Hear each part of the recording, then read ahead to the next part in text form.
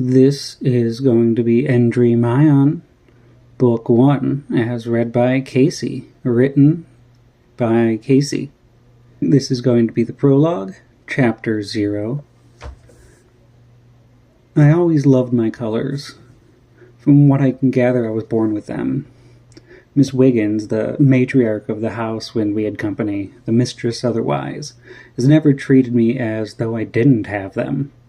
Anyone who fell under her wrath quickly learned why we talked about her as if she were a bird, between her hooked nose and permanently stained yet somehow still bright yellow gardening gloves that reminded us of the animals. That, with her shrill voice if you got on her nerves, the nickname quickly spread.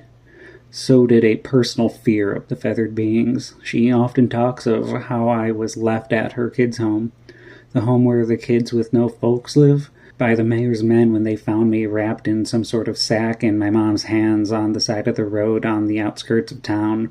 Bandits, the cold, the beasts, or the birds in the wild. I wouldn't know what it was exactly, but Miss Wiggins made sure to let me know I was left at her door alone, more or less, and it was at her good graces I was allowed in her door at all.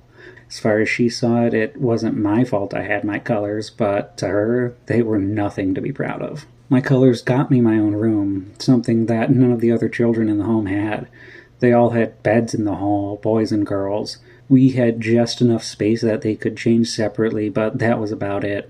My room was small and didn't have any windows, but it fit a bed, and I had a dark wooden shelf over my head thanks to a beam that supports the wall, and enough room at my feet and under the bed for my bag with the few clothes I had, wrapped in a bag one of the other girls made for me from a rough sack I was found wrapped in, held closed with twine looped around the bag's open edge.